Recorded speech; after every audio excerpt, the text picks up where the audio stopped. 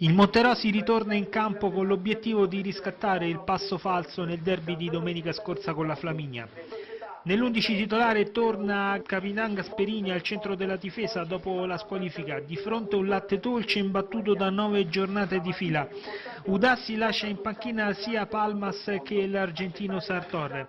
Campo lento vista la pioggia che scende sul Martoni, ma al 12° il Monterosi è già in vantaggio. Garau respinge il sinistro di Gabbianelli dal limite, ma nulla può sulla seconda conclusione consecutiva di Noman, leggermente deviata dal difensore sardo. Monterosi avanti. Al 18° ancora i locali, Mastrantonio ci prova dal limite sfruttando il terreno bagnato, ma Garau non si fa sorprendere e devia in angolo. Ancora il portiere dei sardi, decisivo al 22° sul destro di Giuici, imbeccato da Gerevini. Il primo tempo scivola via senza ulteriori emozioni. Monterosi a riposo, avanti di una rete.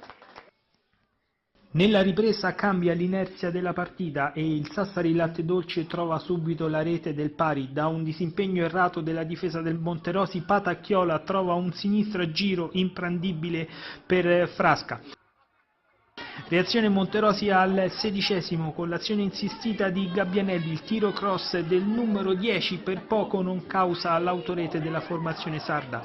Latte Dolce torna in avanti e Tuccio al 19° scalda le mani a Frasca. Sull'angolo seguente ancora Patacchiola di testa infila la palla dell'1-2. Il Latte Dolce quindi ribalta il risultato, doccia gelata per la squadra di casa che dopo un primo tempo dove avrebbe meritato il doppio vantaggio si trova ora a rimontare la doppietta del difensore sardo.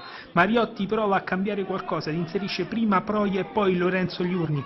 Il numero 16 biancorosso impiega appena 10 secondi per colpire, azione a rientrare sulla sinistra e destro che Garau non trattiene, 2-2.